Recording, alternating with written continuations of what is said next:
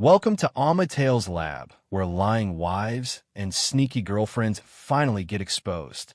From girls' trips that never happen to coworkers who are a little too friendly, we break down every red flag, messy receipt, and suspicious text with humor, shock, and just a little bit of petty.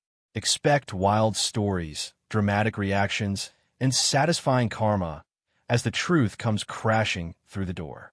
If you love relationship tea, plot twists, and seeing players get played, this channel is your new home. Every single chaotic, jaw-dropping, binge-worthy episode. Hit subscribe and never miss a fresh dose of exposed cheating. Don't forget to check our previous stories. Let's get into it. My wife mocked my job at her company Gala, called me a professional receipt stapler, and let a whole circle of coworkers laugh in my face while she smiled like it was cute. Then she raised her glass and said, "At least Damon finally feels useful tonight." I stood there in my clean suit, heat rising behind my eyes, and she never once checked on me. She didn't whisper, "I'm sorry." She didn't squeeze my hand. She let me shrink on purpose, like humiliation was part of her outfit. Here's how it happened. I'm Damon Whitaker, born and raised in Baltimore, the kind of black man who grew up believing love meant protection. I work in accounts payable and vendor compliance, which sounds boring until you realize it's the difference between a company bleeding money and a company staying alive. I'm good at patterns, numbers, and paper trails. I like calm mornings, clean lists, and a fridge that stays stocked. I also like laughing, real laughing, not the kind you do to survive. With Simone, I thought I was getting a partner who loved my steadiness. I met Simone Whitaker at a friend's cookout in Columbia, Maryland. She wore a bright dress and a confident smile, and she teased me for aligning the plates in a neat rows. "You're a whole spreadsheet in human form," she joked. I told her, "And you're the pop-up window that keeps asking for updates." She laughed so hard she snorted, then immediately looked around, embarrassed, and laughed harder to hide it. That night, we slow danced on a porch while someone played old-school R&B from a phone speaker. She rested her head on my shoulder and said, "You feel safe." When we started dating, Simone could be sweet in a way that felt like sunshine. She'd surprise me in my office with chicken wings from my favorite spot, and she'd sit in my car eating fries, stealing my napkins, and telling me about her day. One time she tried to help me meal prep and accidentally poured cinnamon into the chili. We stared at each other, and she said, dead serious, "It's fusion." I laughed until my stomach hurt. Later, she kissed my cheek and said, "I like being with you. You make everything feel doable." I believed her. The shift happened after she got a bigger role at her company in Washington, D.C. Suddenly, everything was brand. Every dinner was a photo. Every outing had a strategic angle. She started correcting little things, how I held my fork, how I greeted people, how I laughed. If I told a harmless joke, she'd cut her eyes at me like I was risking her reputation. When I asked what was wrong, she'd say, "Nothing, babe," in a voice that meant everything. If I looked hurt, she'd add, "You're sensitive," like my feelings were an embarrassing hobby. Simone's coworkers became her real audience.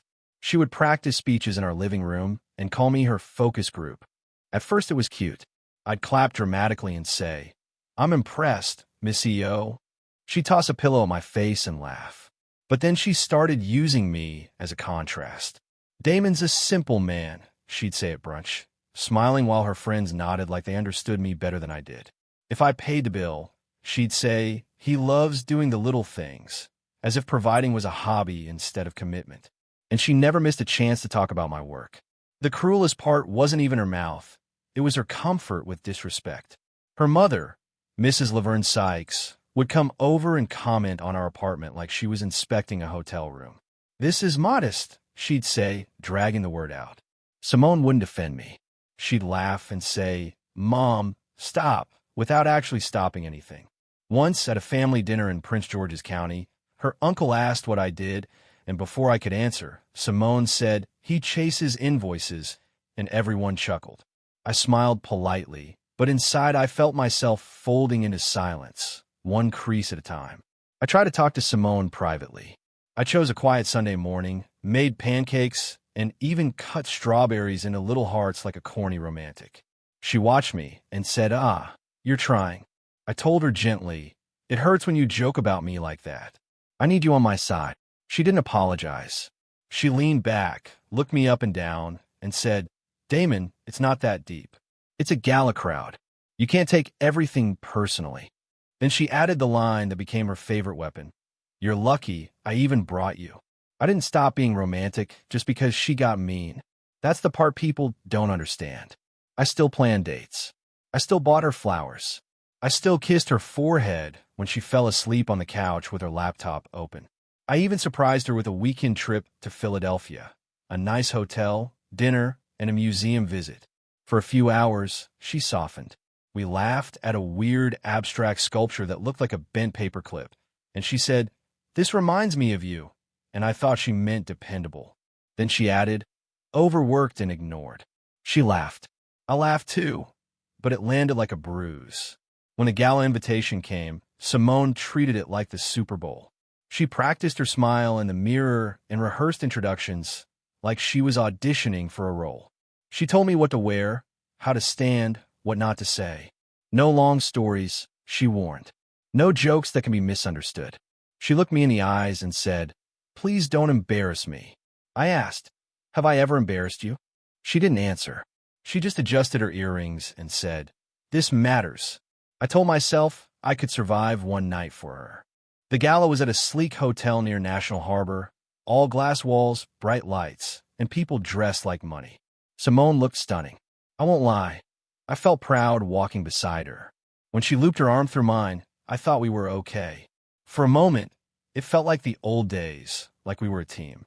I whispered, "You look incredible," and she smiled and said, "I know," then added, "Just stay close and don't talk too much." I let slide. I told myself love was patience. I didn't realize she was training me to disappear. Inside, her coworkers greeted her like she was royalty. They hugged her, complimented her, and called her the future. When she introduced me, she didn't say my husband. She said, "This is Damon." Like I was an accessory she forgot at home. A man named Trevor Haskins, a loud grin, expensive watch, looked me up and down and said, "So what do you do, Damon?" Before I could answer, Simone jumped in. "He keeps receipts," she said, laughing. "Like for a living." That started the laughter, and she fed it like it was fuel. They leaned in, enjoying themselves. Someone joked, "So if I return my dinner, do you approve of it?" Another said, "He probably alphabetizes his socks." Simone laughed the hardest. She lifted her glass and said, "He's basically a professional receipt stapler, but it keeps him busy." The circle roared. I felt my face warm, then cold. I looked at her, searching for a hint of kindness, and she avoided my eyes like my pain was inconvenient. She didn't squeeze my hand. She didn't say enough. She let me stand there alone in a crowd, married, but unprotected. I excused myself to the restroom and stared at my reflection. The suit fit. My tie was straight. I looked like a man who did his best. I also looked like a man who was being broken quietly.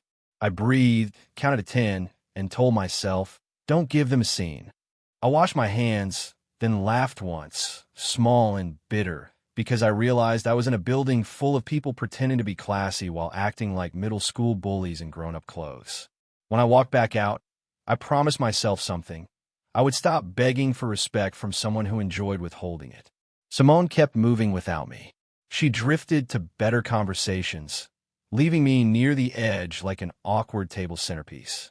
I watched her sparkle for strangers while treating me like an afterthought. I tried to distract myself with food and found a tray of tiny desserts. I picked one up, took a bite, and immediately regretted it. It tasted like a candle. I muttered, "This is soap in cupcake form," and a woman beside me snorted. Her name was Janelle Brooks, and she said, "Don't let them see you react. They live for reactions." Her kindness hit me harder than the insults. Then a security guy approached me. Not aggressive, polite, professional. "Mr. Whitaker?" he asked. I blinked. "Yes." He said, "The CEO would like a word with you." My first thought was panic. My second thought was that Simone had said something or someone had complained. I followed him down a quieter corridor near the service elevators, my shoes sounding too loud on the carpet. The CEO, Mr. Langston Price, a calm black man with steady eyes, stood waiting. He didn't smile for show. He nodded like this was serious. He got straight to it. Damon, he said quietly, do you know where your wife keeps her receipts? My stomach tightened. Receipts. I repeated. He didn't mean jokes. He meant documentation, vendor reimbursements, expense reports, proof of spending. He explained that an internal audit had flagged irregularities tied to Simone's name and department. Missing receipts, duplicate reimbursements, totals that didn't match. He said, we're trying to solve this privately before it becomes a legal issue. Then he added, your wife told people tonight you keep receipts for a living. So I'm asking you directly, can you help us understand what she's been doing? I didn't want revenge in that moment. I wanted clarity. I told him the truth. I worked in compliance, and I understood how little lies become big disasters. I also told him something that surprised even me. I've seen patterns at home, too. Not rumors. Patterns. Simone had been forgetting her wallet more often. She had been claiming reimbursements for trips that didn't make sense. She'd asked me once, casually, to print something and don't ask questions like marriage was a cover story. My voice stayed calm, but inside, pieces were clicking into place. Mr. Price listened without interrupting, like he'd been waiting for someone to finally speak honestly.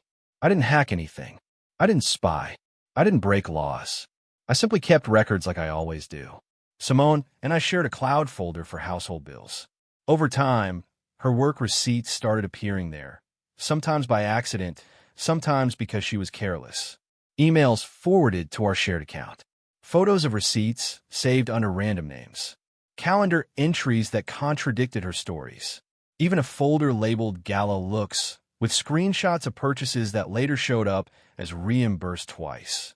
I opened my phone and showed Mr. Price the trail, dates, totals, duplicates, and patterns. He didn't look shocked. He looked disappointed, like he'd wanted to be wrong about her. Mr. Price thanked me once, quietly. You just helped us prevent a bigger mess, he said. Then he said something I'll never forget. Your wife laughed at your job because she doesn't understand power. Power isn't noise. It's proof. He didn't promise me anything. He didn't offer me a spotlight. He asked if I'd be willing to speak to their compliance team confidentially later as a consultant. I nodded because, honestly, I'd rather be useful than bitter. He walked away like the conversation never happened. I returned to the ballroom and saw Simone laughing again, carefree, unaware the ground under her was already shifting. On the ride home, Simone didn't ask if I was okay. She complained about the desserts, the lighting, and how one executive's wife wore a dress too loud for her body. Then she turned to me and said, you were quiet. Good job. I stared at the road, hands steady on the wheel, and said, you embarrassed me tonight.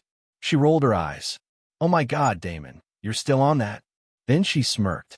If you want respect, maybe get a job people recognize. No remorse. No apology. Just cruelty dressed as honesty. I slept on the couch that night. Not out of drama, but out of protection. I didn't trust my own heart to stay soft. Over the next 2 weeks, Simone acted like nothing happened. She hummed while doing her hair, asked me to take pictures of her outfits, and sent me links to condos we should buy, as if we were building a future together. Meanwhile, I met quietly with Mr. Price's compliance lead in a coffee shop in Arlington. I brought clean notes and timelines, facts only. It felt strange, sitting there calmly helping fix damage my own wife created. But something in me had changed. I stopped trying to earn Simone's kindness. I started focusing on my own stability. I opened a new account in my name, updated my direct deposit, and met with a lawyer about protecting my assets. Quiet steps, clean steps. Simone's cruelty didn't stop. She got sharper, like she could sense I was slipping out of her control. She'd make little comments at dinner. Must be nice to have a job that ends at 5, or you wouldn't survive in my world. If I tried to be romantic, she'd accept it like payment. One night, I brought her flowers and cooked salmon. She tasted it and said, it's good for you, then posted a picture captioned, date night because I trained him well. I laughed softly, but later in the bathroom, I stared at myself and realized I was grieving while still living in the same house. That kind of pain is quiet and heavy. Then the company letter came. It wasn't from a lawyer. It was from HR, formal, cold, final. Simone read it on the counter and scoffed. They're jealous, she said, like consequences were a compliment. She didn't cry. She didn't ask why. She didn't reflect. She said, "Somebody wanted my seat." When her work phone stopped receiving emails, she slammed it down and blamed the device. When her corporate card declined at a restaurant in D.C., she laughed like it was funny until the waiter came back twice. The third time, she snapped at him, then turned and snapped at me. "Fix it," she demanded, like I controlled reality. By Monday, her badge didn't work. Her name disappeared from the directory. Her manager wouldn't answer. Simone still didn't show remorse. She showed rage. She paced our living room like a caged storm and said, "I know you did something." I stayed calm. "I didn't do anything," I said truthfully. She leaned close, eyes hard. "You're too quiet," she hissed. "Quiet people are dangerous." I almost laughed because for years she mocked my calm until it stopped serving her. She wanted a man she could control, not a man who could think. And that's when she said the cruelest thing of all. I should have married someone bigger. That night, she tried to humiliate me again, calling her mother on speaker. "He's just sitting here like he's innocent," she said. Mrs. Sykes replied, "Damon always was small. That's why he chose numbers. Numbers don't talk back." Simone laughed. I listened, then calmly walked into the bedroom and packed an overnight bag. When I returned, Simone smirked. "Where are you going?" she asked. I said, "To sleep somewhere I'm not insulted." She rolled her eyes. "Don't be dramatic." No remorse, even then. I left without slamming a door. I drove to Bowie and checked into a modest hotel, and, for the first time in years, I slept without feeling like I had earned peace. Mr. Price called 2 days later. "We confirmed the audit issues," he said simply. "We're handling it internally, but we need help rebuilding controls." He offered me a private consulting contract, short-term, high pay, strict confidentiality. No spotlight, no public praise, just trust and work. I accepted, not because I wanted to punish Simone, but because I wanted my life to grow. I threw myself into the project, policies, approvals, audit trails. The funny part? It was the same work Simone mocked, except now it was respected because it was saving millions. That's how shallow people are. Value depends on who's watching. While Simone spiraled, I got steady. I paid off my car. I built a savings cushion. I secured a small condo in Prince George's County. Quiet street, good light, a kitchen that felt like a fresh start. I didn't post it. I didn't announce it. I bought a second-hand couch and laughed alone when I realized I could finally choose furniture without hearing, "That looks cheap." One Saturday, I played music while assembling shelves and accidentally drilled a hole in the wrong spot. I stared at it, then said out loud, "That hole is decorative." I laughed until I had tears. It felt like my spirit was coming back in small, honest pieces. Simone didn't soften. She didn't apologize. She didn't ask to repair anything. She only asked what she could take. When I served her divorce papers, clean, legal, respectful, she stared at them and said, "You really think you can do better than me?" I replied, "I'm already doing better than this." She tried to bait me into a fight. She tried to shame me. She even tried flirting, like romance was a reset button. I didn't fall for it. My revenge wasn't drama. It was boundaries, silence, and a life that didn't require her approval. The karma wasn't a viral moment. It was watching her realize she couldn't talk her way out of paperwork. Months later, I ran into Janelle Brooks at a cafe in Silver Spring. We chatted, and she joked, "Still surviving the candle cupcakes of corporate life?" I laughed genuinely. We kept it light, coffee, jokes, and small talk that felt safe. As I walked back to my car, my phone pinged with my final consulting payment, and I sat there for a moment, breathing. I didn't feel victorious like in movies. I felt quiet, steady, and free. Simone never showed remorse, not once. But she lost what she thought she owned, my dignity. And she learned the hard way that the man she laughed at was the man who understood receipts, enough to save himself, privately, completely, and for good. If you enjoyed the story, please like, comment, and share this video with your friends. Subscribe and turn on the notification bell so you never miss a powerful story drop.